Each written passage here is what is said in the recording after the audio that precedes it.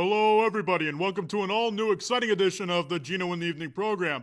I am, of course, your host, Connecticut's only conversing cowboy, hard-hitting Gino Cuddy.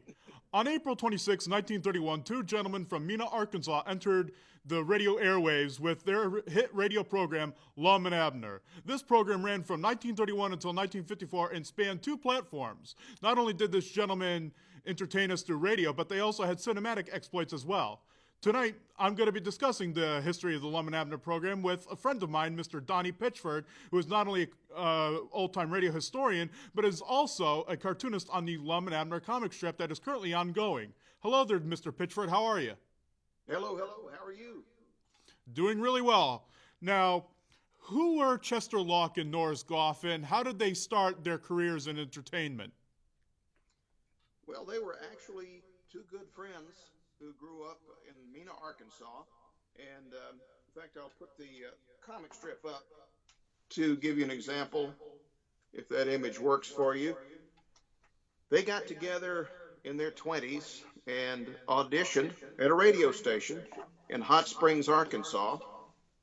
And this is how I illustrated that.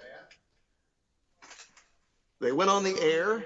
They got to the radio station and saw that the wings were loaded with acts that were imitating another popular radio show, and they decided to change their format at that very moment, and they went with some rural characters.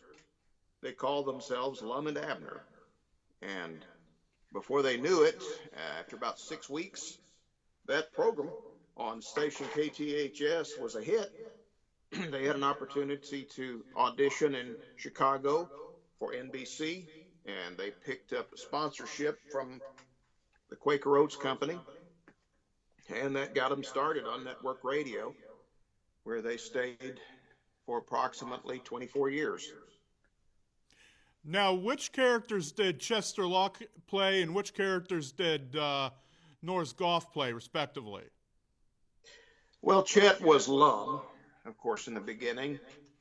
That was the only character, and then they added other characters as they went along. And Norris Goff, who was most commonly called Tuffy because of his high school football experiences, played the part of Abner. And as they continued, they added characters. Lum played an elderly fellow by the name of Grandpappy Spears, and Abner became the sort of the heavy of the program, Squire Skimp, who was a con man. Chet became Cedric Wehunt. He also sometimes played a bully named Snake Hogan. Tuffy was very good at voices. He played Mousy Gray, and he was Doc Miller. And just through the years, they added other characters as they needed them. And some of those characters moved in and out of the show. And it's quite incredible that these two gentlemen did all the voices for this program. I mean, people have to remember radio was a very lucrative medium at the time. A lot of people tuned into such programs as Lum and Abner, which was, if I may, was a comedic soap opera of sorts, because every day there would be a new chapter in a Lum and Abner serial. And so these two gentlemen are sitting at this microphone at whichever radio station, because there were numerous radio stations throughout the years that carried the Lum and Abner radio program. These two gentlemen are sitting at a microphone and doing all these voices, and what incredible talent they had. If you listen to the Lum and Abner radio programs, which are available, these are very old, ladies and gentlemen. These are two cassette sets from Radio Spirits. Let me just position them right here. These are from my own personal collection, and these were produced by Radio Spirits Incorporated. And these sets comprise a lot of the 1940s Lum and Abner programs. And when they were two incredibly talented gentlemen, and these are, a lot of the Lum and Abner programs are now available to own on CD and MP3 and whatever service that you would like to listen to. I believe that they're still available to transmit via Radio Classics, which is a Sirius XM channel on the Sirius XM radio service. And so there were a lot of, and we do have some pictures of Lum and Abner as well. If we could please flash up a picture of Lum and Abner in costume, and then flash up a picture of Lum and Abner out of makeup, that would be appreciated. I believe that those are slides 1 and 2 respectively. And so Lum and Abner were also, there we go, on the screen right now. That's a picture of Chester Locke and Norris Goff in makeup as Lum and Abner, Columbus Lum Edwards, a.k.a. Lum Edwards, and Abner Peabody. And it's quite incredible when you look at the makeup of these two gentlemen, you know, when you realize that they were probably only in their 20s or 30s when these pictures were taken. There's a nice picture of Chet and Tuffy out of their makeup, and they really are different-looking gentlemen when they are out of their makeup. Now tell me, how did you get interested in Lum and Abner, and where does your origin story pick up? Well, when I was, I guess, about 8 years old, we lived in Memphis, Tennessee, and my dad was from Arkansas. And there was a restaurant chain, I think it's completely out of existence now, called Lum's. And we had lunch there one day, I think it was a Saturday. And I looked at the name on the menu and I asked my dad, what is Lum's? Where does that name come from? And he said, well, when I was a kid on radio, there was a program called Lum and Abner, and he started telling me about it. And this was probably in the mid-1960s. And it piqued my interest. I wanted to know more about it. And he said, oh, you'll never hear it because that was years ago and those programs were live. And he thought they were strictly in Arkansas. He didn't know it was a national phenomenon. And years later, I was at Stephen F. Austin State University, and I loved old-time radio anyway. And the campus radio station there was operated by a professor named Dr. Joe Oliver. He played the Halloween episode from 1944 on Halloween in 1980, 42 years ago. And I had my handy cassette recorder there, and I recorded it along with several other old-time radio shows. And I just fell in love with the show and started listening, got more interested. A station in Gilmer, Texas, started running the show every weekday, and I would record it off the air and listen to it. Some friends and I started trading back and forth, and within a few years, that led to the foundation of the National Lum and Abner Society with my friends Sam Brown and Tim Hollis. For a time, there was a fourth officer named Rex Riffle who was with us, and that started a lengthy period of time of having national conventions where we brought some of the still surviving cast members to Mena, Arkansas, which was the hometown of Lum and Abner. And we published the Jot 'em Down Journal 6 times a year. And it was just a great period of time where we got to know a lot of the people who worked with Lum and Abner on the air and in films. And in fact, I know you're going to talk about the films.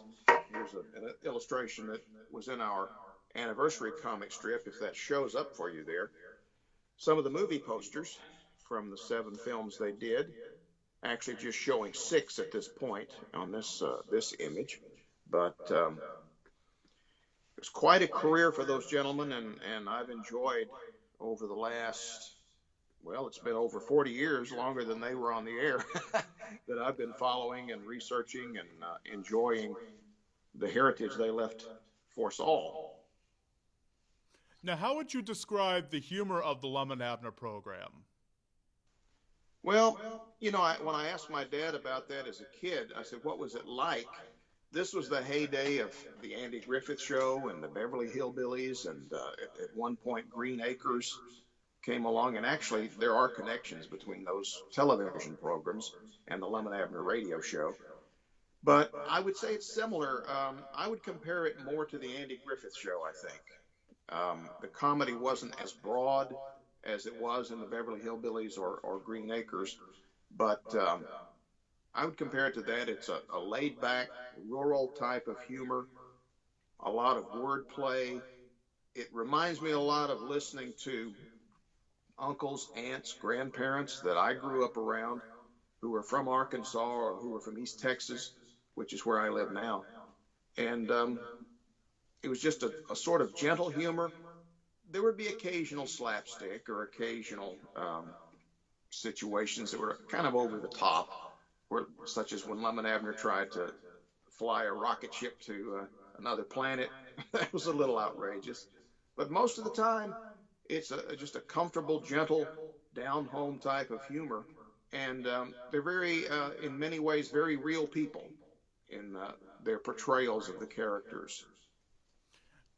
And many people thought that, as a matter of fact, during some of your meetings with the National Lum and Abner Society, you would have people come in nearly in tears saying, I didn't know that this was a radio program. I thought that I was actually being piped in to two gentlemen in a general store in Arkansas. People didn't know that this was a scripted radio program. People thought that this was real, not unlike the Orson Welles War of the Worlds broadcast. People thought that these were two real gentlemen from from Pine Ridge, Arkansas, and that they were just eavesdropping in on conversations and everyday events. And when you listen to the programs, there is a very real sense to them. They don't seem scripted at all. They seem very natural, and that's, again, to the great talents of Mr. Locke and Mr. Goff. And you were discussing the National Lum and Abner Society. I believe that in our slideshow presentation, we have a logo for the National Lum and Abner Society, as well as the Jot 'em Down Journal. If we could please flash that up. I'm sorry, I am unaware of some of the slide numbers, but if you could find that, please display that. The logo for the National Lum and Abner Society is one of the few pieces that I did not create. That was done by a gentleman named Bob Lyons in California, who was very involved in the history of radio and in broadcasting. And he designed our logo, and then I designed the masthead for the Jot 'em Down Journal, which, incidentally, those are now available online in digital form, in both PDF files and in audio, in MP3, for folks who can download those, and they're completely free of charge. We have the complete 23-year collection, 133 issues of the Jot 'em Down Journal are available again, and the set will be complete sometime early in 2023. If you're just joining us, ladies and gentlemen, we are talking with Donnie Pitchford, who is a cartoonist and old-time radio historian, and we are discussing the popular 1930s and 40s radio comedy team Lum and Abner, played by Chester Locke and Norris Goff, respectively. Now, they not only were popular in radio, but they were also popular in film. And these two gentlemen acted alongside a lot of heavy hitters in Hollywood, like Franklin Pangborn and an actress by the name of Kay Lineker. Now, Kay Lineker was a woman who starred many B films throughout her career. She could be seen in quite a few of the Charlie Chan mysteries produced by 20th Century Fox. And she starred with Lum and Abner in a film called 2 Weeks to Live. And there is a still that we have in our slideshow that has Miss Lineker. And this is a woman that you actually got to meet. There's a still from 2 Weeks to Live that we have in our presentation. It's a black and white still. And this was a woman that that the National Lum and Abner Society actually got to meet. Yes. And how was she? There she is on screen right now. If you're just joining us, there is a picture of Mr. Locke and Mr. Goff with Miss Lineker in the film 2 Weeks to Live, which I believe was released in 1943. And nearly all these films were directed by a gentleman by the name of Malcolm St. Clair, who also directed Laurel and Hardy in a lot of their films, such as Jitterbugs, The Dancing Masters, The Big Noise, some of their later Fox features. And he was a great comedy director, I think, going all the way back to the silent days. So as far as the celebrities that you've gotten to meet over the years associated with the Lum and Abner program, who are some of the more notable names that you've gotten to meet? And please, if you are able to, provide any stories that you can. Well, we started out, our first convention guests were Roswell Rogers, who was their head writer. We had Clarence Hartzell, who played the part of Ben Withers on the show and was known for several years as Uncle Fletcher on the Vic and Sade radio show. Through the years, we had a good friend named Jerry Hausner. If you've ever seen the I Love Lucy show, Jerry was in several episodes of I Love Lucy. Elmore Vincent, who played Abner's Papa on the show, because they did start using some other actors occasionally to fill in on the show. We had Kathy Lee Crosby, who was probably the most recent thing. She's done some television movies, but she was on the old series That's Incredible for several years. We've had producer Forrest Owen was with us. Dick Beals, who is well known as the voice of Speedy Alka-Seltzer, and several cartoon voices, was one of our guests. We even had Fred Foy of the Lone Ranger as a guest, who was never on Lum and Abner, but he was a fan of Lum and Abner and was just a wonderful guest. So we had Lum and Abner meet the Lone Ranger in our own script. Parley Bear was another who was, he was on the Andy Griffith Show as Mayor Stoner. He was the voice of Ernie Keebler in the cookie commercials that you may recall, and just countless other films and television and radio shows. I know I'm leaving people out. Dallas McKinnon was a memorable guest. Did the voice of Gumby for several years and played Cincinnatus on the old Daniel Boone show. Sam Edwards, radio actor. Roby Lester, a singer, radio actress, and cartoon voice actress. Jenny Tyler, another one that did countless cartoon voices. Nancy Weibel is another. I don't have a list written down in front of me. I'm just kind of pulling these from memory out of the, we had about 20, 21, 22. The most recent convention was in 2015, and we had no old-time radio people to invite, so we had some folks who have a connection. We had John Rose, the cartoonist on Barney Google and Snuffy Smith, and we had Mike Curtis, the writer of Dick Tracy, who actually, in fairly recent years, put Lum and Abner into the Dick Tracy strip. So we just met some incredible people over the years, and invariably we will write a new script, and Tim Hollis, Sam Brown, and I would do our attempts at impersonating Lum and Abner, and we would have these people in the script as whatever character they represented, interacting with Lum and Abner in a new script, and that was always a lot of fun for the audience and especially for us. And to put faces to names, we do have in our slideshow, we do have a picture of Tim Hollis, Donnie Pitchford, Kay Lineker, Dallas McKinnon, and Sam Brown all together as part of the National Lum and Abner Society, and that's a great photograph. That was taken, I believe, in 2003, if I'm being correct on that. Yes, that's correct. Again, ladies and gentlemen, if you're just joining us, we are talking with Donnie Pitchford, who is a cartoonist and old-time radio historian. We are discussing the popular 1930s and 40s comedy team of Lum and Abner. Now, Lum and Abner, there is a perfect, beautiful photograph of Donnie drawing the popular characters of Lum and Abner for his comic strip, and that's a beautiful sketch, and and there's another sketch that you have drawn of Lum and Abner. Now, a little later on in the program, ladies and gentlemen, we will actually have a live demonstration of how Mr. Pitchford draws these beautiful characters, and So Lum and Abner was very much based on a lot of the situations and stories and a lot of the occurrences that Locke and Goff saw in real life, including the perennial Jot 'em Down store, which was based on the popular Dick Huddleston store, which was in, I believe, Waters, Arkansas.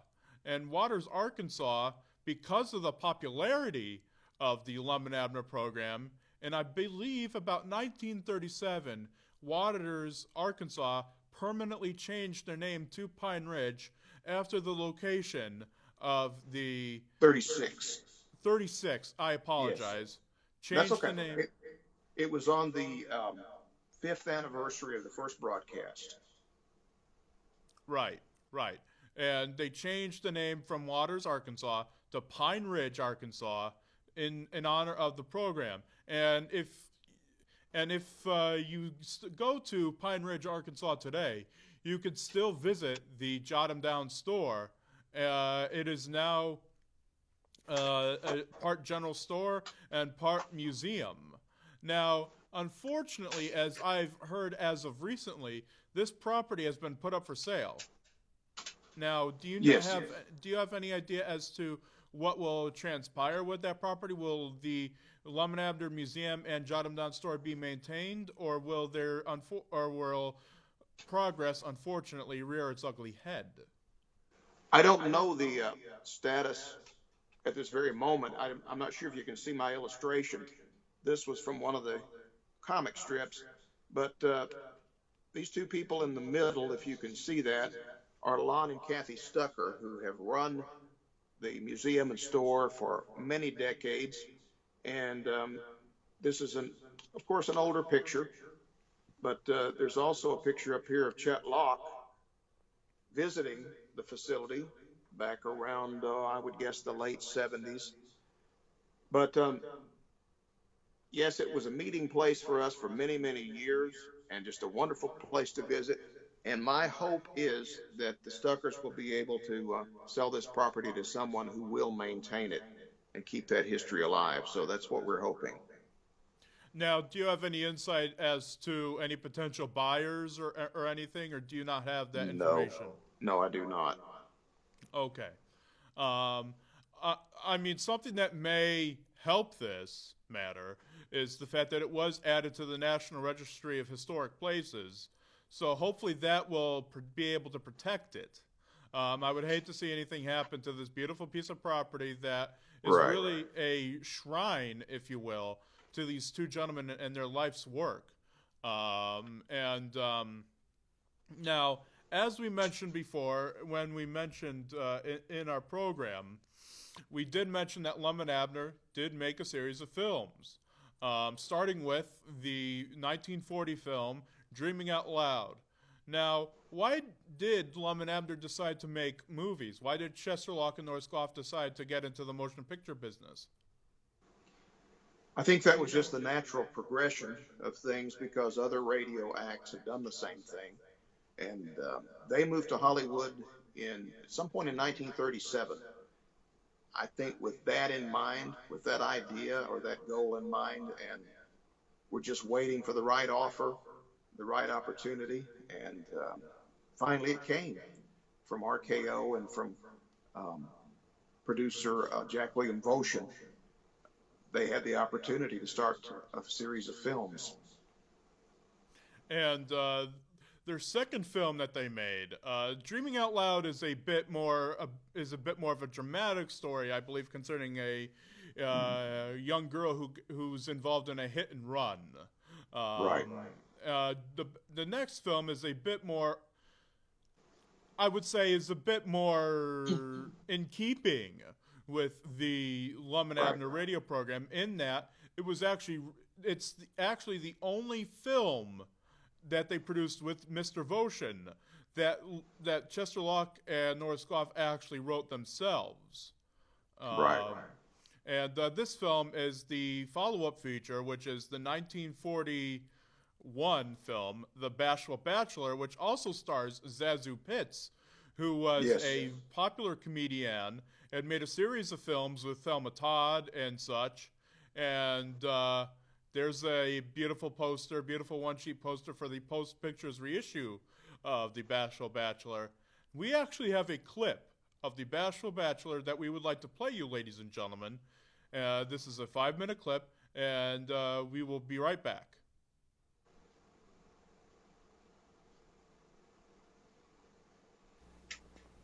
Abner. Move, Lum, you're going to. I will. Don't rush me. Don't rush me. Abner. I got you cornered there. Where you go? Abner, are you going to get me that sack of flour, or ain't you? Ah. Been waiting for a half hour. Oh, we're plumb out of flour, Obadiah. Why don't you go over to Dick Huddleston's store there and get it? He keeps good flour. Yes, and I bet he wouldn't be too darn lazy to get it for me, neither. Hey, don't get that Obadiah getting grouchy here lately. I don't believe that feller's well. What's the idea telling a cash customer we're out of flour? Well, Lum, if I got the flour for him, he'd wanted something else. He'll stand there and order stuff all day if he wants to get started. Move. Wait a minute, that's our ring, ain't it? I don't know. I never paid no attention. Move. Yeah, that's ours. I'd know that ring anywhere. I thought he was. Well, move one of them, Lum. Let's see. Granny's I'll put a stop to that ringing anyway. That's our time. Is this the Jonathan store? Uh-oh. Sounds like the waiter Abernathy. Move. Well, I will, quick as I figure this thing out. You just get away from that checkerboard, Lum Edwards. Don't get how'd she know we was playing checkers? She can't see through that thing, too, can she? Hang it up. I will, quick as I move here. I want 5 pounds of apples. Good apples. We ain't got no apples. And I want some cheese, about, No cheese. How can a feller concentrate on a checker game with that going on? I have my hand. Hang it up. Or to have the dead blame thing took out of here. Ought not to ever let him put it in here to start with. That's what we ought to do. Hang it up, Are you Lum. taking down my... Wrong number.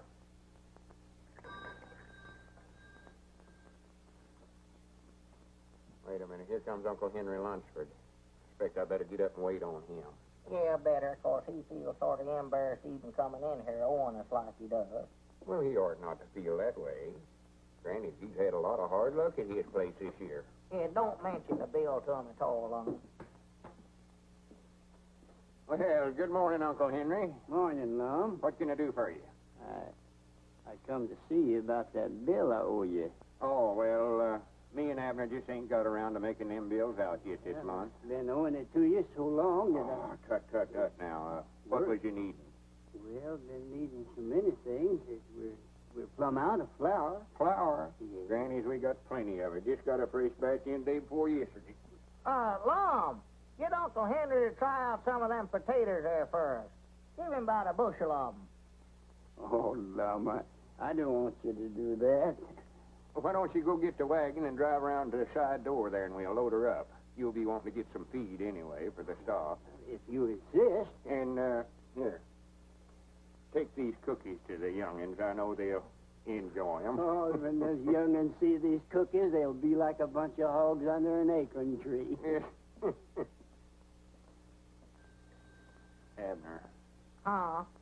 come on up here and help me. Let's get a big basket of stuff for them. I know they're plumb out of everything. Yeah, that's a good idea, Lum. Wait a minute. Granny's, here comes the widow Abernathy. All full of love and matrimony as usual. I ought to hide's what I ought to do. No, sir, you stay here and wait on her. You're the one she's in love with. Morning, waiter. Morning. Oh, there you are, Mr. Edwards. You were so busy when I called you, I thought I'd better bring in this order. Let me see. I want 5 pounds of potatoes. Oh, the potatoes is in Abner's department. 5 pounds of potatoes, Abner. 5 pounds of spuds. And a package of macaroni. Abner handles the macaroni, too. Package of macaroni, Abner. Macaroni, check. Perhaps it would be best, after all, if I just left this list with you and had you deliver it. In person, if you please. Where are those children? Here we are. It's so hard for one little woman to cope with them. What they need is a good, strong father. Don't you think, Mr. Edwards? We'll get the groceries over there some way or other with her. Come, children. Kid needs a good, strong right arm.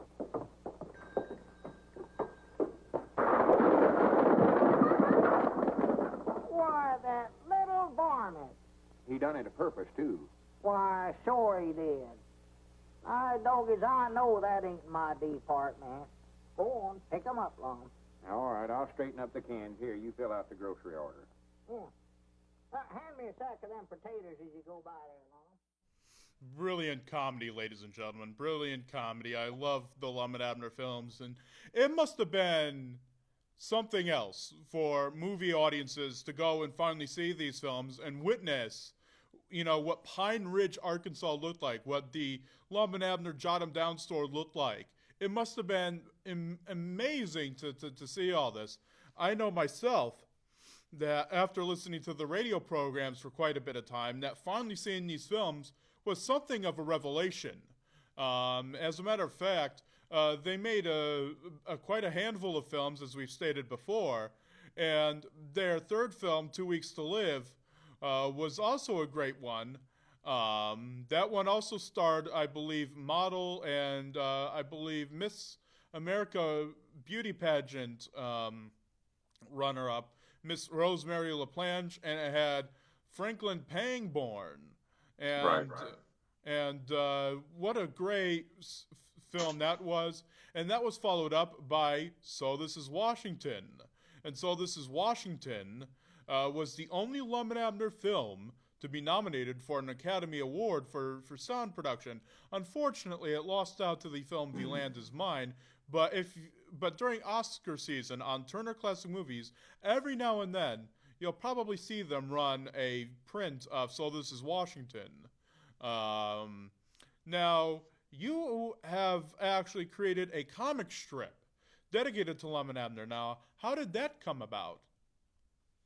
Well, for several years, I taught broadcast journalism and media production here at Carthage High School in Carthage, Texas. But my dream as a 5-year-old kid was to be a cartoonist. And I have to give credit to a gentleman I'm going to pan to show you some art. Gentleman by the name of George Wildman, and actually George is from your state, Connecticut. And this is some of his original art. He did the Popeye comic book for several years, from the late 1960s through the 1980s. And when I saw this cover, this is the original, which is quite large, but when I saw this in print in 1971 and read about the history of Popeye, it inspired me to write him a letter.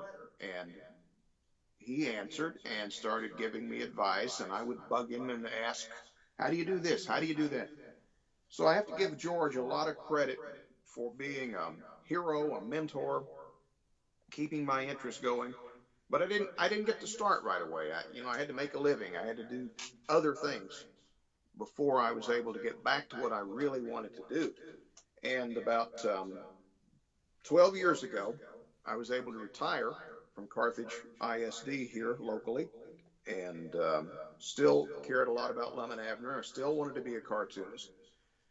And there was a gentleman in Arkansas who started an online newspaper called First Arkansas News. He was a Lum and Abner fan and interviewed me at some point in 2010 about Lum and Abner. And at some point the next year, I said, "What? Have you ever thought about putting a comic strip online with your newspaper?" He said, what are you talking about? I said, "What about Lum and Abner? You're in Arkansas. We both love those characters." So I got in touch with Chester Locke Jr., Lum's son, and we proposed this idea. He might have been a little dubious at first, but he said, "Okay, give it a try." And we got it started. And sadly, First Arkansas folded up, but I've kept the comic strip going ever since. And we've completed 11 years, and we are hopefully going to keep it going another 10 anyway, I hope. But that's basically how that got started. Now, for blind followers, you've also started doing audio readings of the Lum and Abner comic strips. Now, can you Right. tell us a little bit about that? Because that's quite interesting. Well, I have several friends in old time radio who are blind, and some of them, Walden Hughes, John Gassman, Larry Gassman, you can hear every week, sometimes every evening, on Yesterday USA, which that's something you can search for online.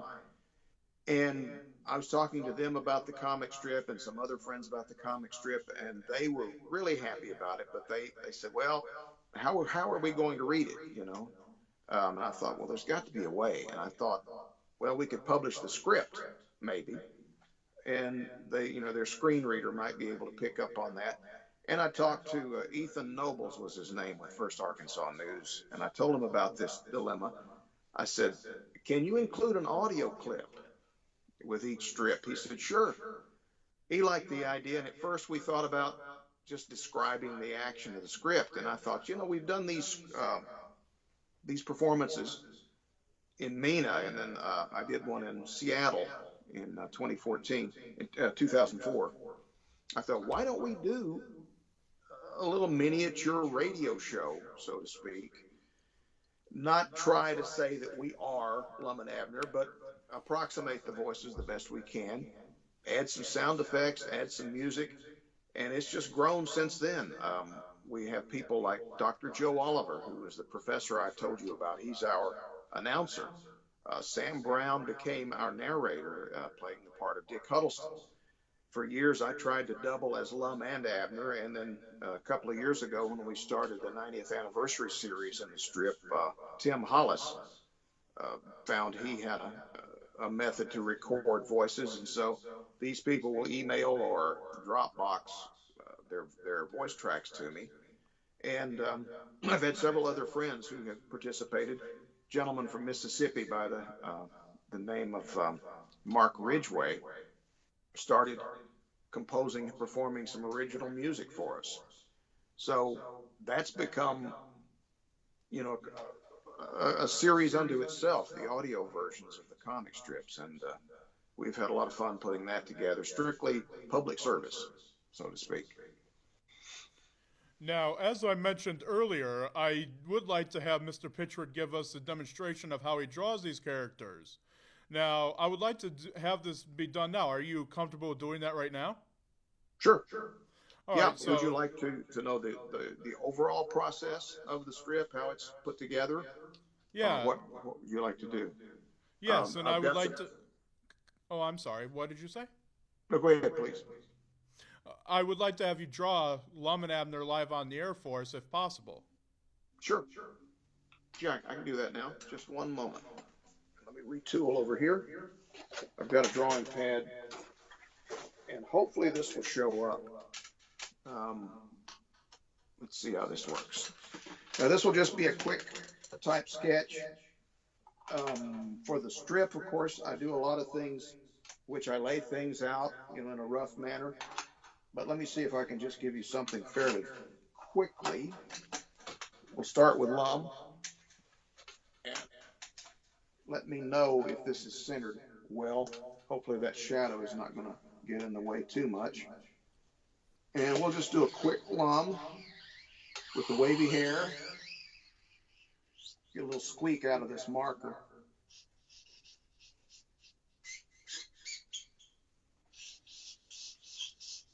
Normally I would work out the shape of the head and everything very loosely, but since we're doing this for live television, this is just a quick sketch. If we could please remove my watermark, that would be great. Thank you. But anyway, a couple of wrinkles on Lum. We'll give him some eyes looking back this way. And find a spot for his nose there. This is the type of sketch I might do for an audience or a group or a school. Now, Lum's got this big handlebar mustache. A little bit exaggerated from what he looks like in the films. But the fun thing is I like to have the mustache sort of illustrate his moods. If he's happy, it's going to point upward. If he's upset or sad, it's going to droop. If he's excited, it may jut out to the side.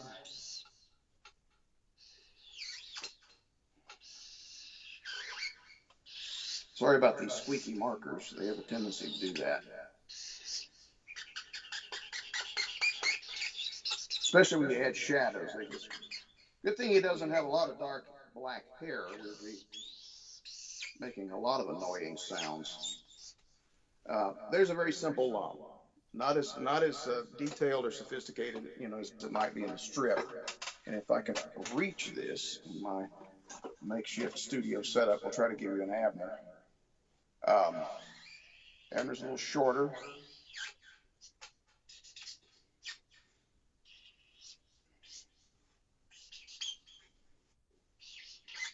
They're not at odds in this. They're not arguing, so they're both smiling in this depiction. Abner wears these little round glasses.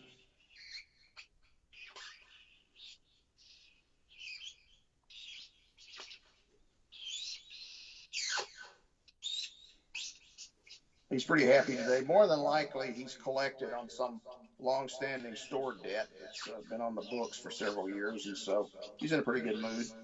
His wife, Elizabeth, is not griping at him, so he's smiling today. Abner's got this little goatee and a bit of a beard coming this way. And I could just put a little imagine. shadow under there. I could just Few more imagine. wrinkles. I could just imagine that they're probably both saying "Wonderful world, wonderful world." Could be, yeah. Which was a very familiar expression in 1941, 42, when Diogenes Smith was in the storyline, who was played by Frank Graham, who was quite a powerful voice as an announcer. But that's just very simple, very crude. That's when I normally draw the characters, they're done in pencil first. I refine it, and if we have time, I can go through that process, but it's whatever you have time for. I do not know how much time we have left, but if you'd like to go into a little bit of that process, please do. Okay. All right, I can show you. Just let me know what we have time for and what we can do. If you can see that on the screen, those are the characters, several of the characters from the script. We've got Lum here. This is Evelina Schultz, who was his longtime lady friend, school teacher. Abner here, Abner's wife, Elizabeth, who he called Elizabeth. Down here, Cedric Wehunt. Cedric wasn't very bright, but he had a good heart and was a good friend to Lum and Abner. And down here is Mousy Gray, who loved his poetry. And Grandpappy Spears with the big beard. Squire Skimpy's over here, who was sort of the con man. And this is Aunt Charity Spears, Grandpap's wife. There were two young boys from the movie Dreaming Out Loud that I've adapted to the strip. A young boy named Jimmy, who in the film was played by Bobs Watson, who is known for Boys Town and several films he made as a child. And he was our convention guest in 1990, and then this fellow is named Washington, and they were very close friends in that film. And I decided if we have Washington, we're going to have Washington's parents from time to time. And they always talked about the mail hack driver. And since in the film, Washington and Jimmy are often delivering the mail, I thought, well, perhaps Washington's dad is the mail hack driver. So that's how I introduced them into the strip. But I can start going through the process if we have time. We have about 10 minutes left. Okay. This is a shot of Lum and Evelina. Lum grinning. This is what I was talking about, allowing his mustache to reflect his moods.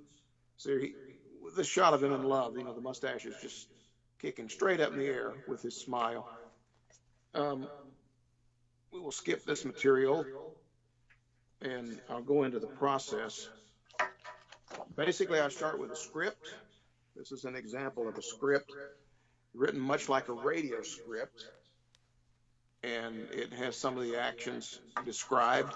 The next step is digital, and I'm one of these guys that I guess I'm a hybrid because I work between some digital and some traditional, but I set up the lettering and the panel layout digitally. Then I print that in a light color, and that may be too light to show on the screen. I really can't see what you're seeing. But this is a standard sheet of paper, and I like to use colored pencil to start the drawings because I can experiment around and change things around. And this is done traditionally with just standard colored pencil, and then I'll take a dark black pencil or a thin black marker and refine it down to the lines I want to keep. And a lot of people are doing this completely digitally now, but I'm still stuck in the old techniques. But that is later scanned, and then I will print that on a sheet of 11 by 17 Bristol board, which is what this is. And I print the pencil lines in light blue, and then very traditionally using, if you can see my pen, I'm not sure if you can, flexible steel nibs on these pens that dip into just standard black India ink, which is, well, I say it's standard. It may be a little hard to find these days unless you go to an art supply store. But this is the old type process, the traditional process that a lot of cartoonists use for years. But the inked version, which apparently I don't have handy, here's another inked strip. It's not the same strip, but this is a finished inked strip in India ink. I do the lettering digitally, but the art is all done by hand. This was a story in which Lum was, it became more dramatic than some stories, and Lum was being chased by a jewel thief that he had assisted the police in having arrested a while back. This is the color version of the strip I was showing you earlier, and that's done digitally in Photoshop. And then from there, it's submitted to the newspapers where it's printed, and also it's put online. And that's another original. That was one of the ones where Lum captures the jewel thief in our dramatic story. But that's the general process of how I put the strip together. And I mentioned earlier that Lum and Abner were in the Dick Tracy strip, and I'll go ahead and show you those images. And if we run out of time, just let me know. But this was Mike Curtis, the writer of Dick Tracy, had this idea. And so we had a lot of fun with Lum and Abner. We're going on a mysterious trip in my strip. And the next week, July 20th of 2014, they're missing. And the characters are wondering, where are Lum and Abner? Well, they find them in the comics. And then if you logged on and read Dick Tracy that day, if this will show up for you on the screen, Dick Tracy and Orphan Annie, another famous old-time comic strip character, were actually visiting the Jot 'em Down store and meeting Lum and Abner. And that was quite a moment for us to have that happen in one of my all-time favorite strips, Dick Tracy, which was written by Mike Curtis and illustrated by Joe Staton. And this is actually part of Joe's original art for that strip, which is done very much the way I do mine, only I believe he inks with a brush. He even had an interior shot that was used in some of these panels of his version of the Jot 'em Down store. So that was a memorable time for us. We have about 5 minutes left remaining of the program. I have a few more questions, a couple more questions. Sure.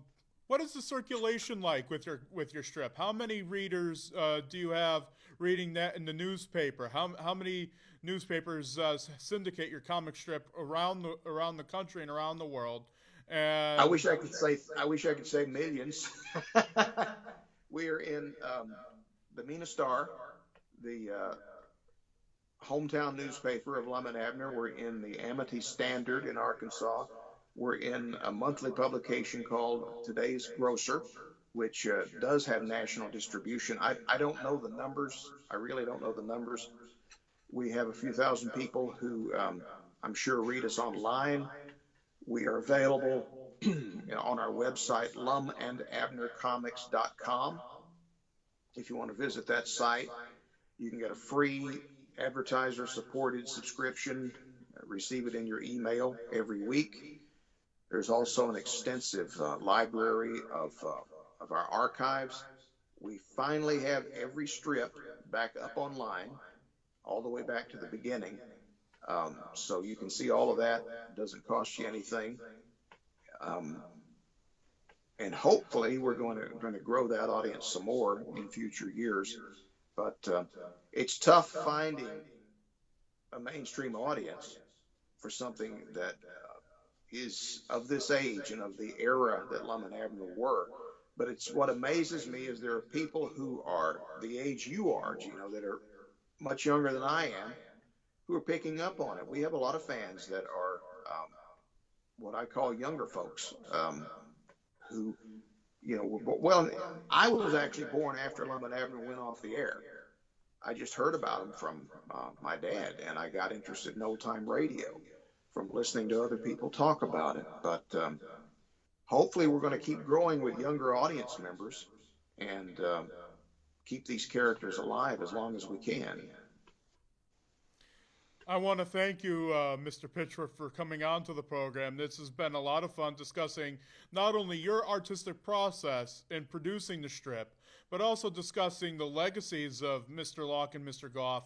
I mean, their progeny is incredible. I mean, they not only inspired the Andy Griffith Show. I mean, Mr. Goff was actually on the first color episode of the Andy Griffith Show where he played a shopkeeper. I believe it's Opie's First Job, I believe is the name of the episode.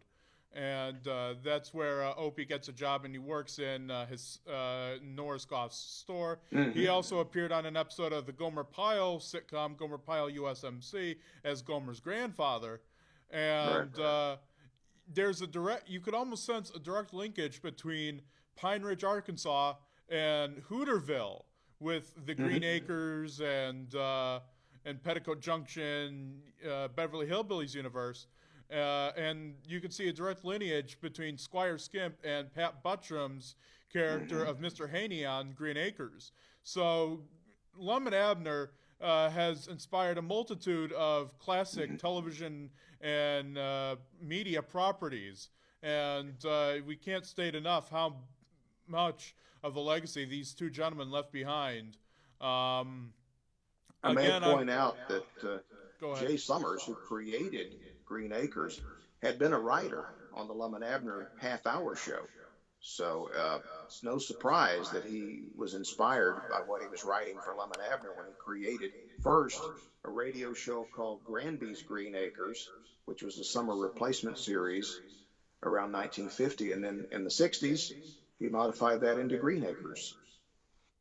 Yes, indeed. Yes, indeed. So, again, ladies and gentlemen, I want to thank you all for joining us on this great edition of Geno in the Evening. I want to wish you all a very Merry Christmas. I want to wish you all a very Happy New Year. And I also want to wish you a Happy Hanukkah and a Happy Kwanzaa and whatever holiday you celebrate, ladies and gentlemen. I want to thank Donnie Pitchford for coming onto the program. This has been a lot of fun, discussing the legacies of these two gentlemen, as well as discussing Mr. Pitchford's own legacy with the Lum and Abner comic strip. If you have any questions or concerns, please direct them to me. You may contact me on my official Facebook page, which is facebook.com/official Geno Cuddy. That is GENO CUDDY. And feel free to address any comments, concerns you have about the program. Again, ladies and gentlemen, this has been a lot of fun, and I hope you all have a great evening. Remember, Geno in the Evening is the final word in talk television. Thank you so much. Thank you.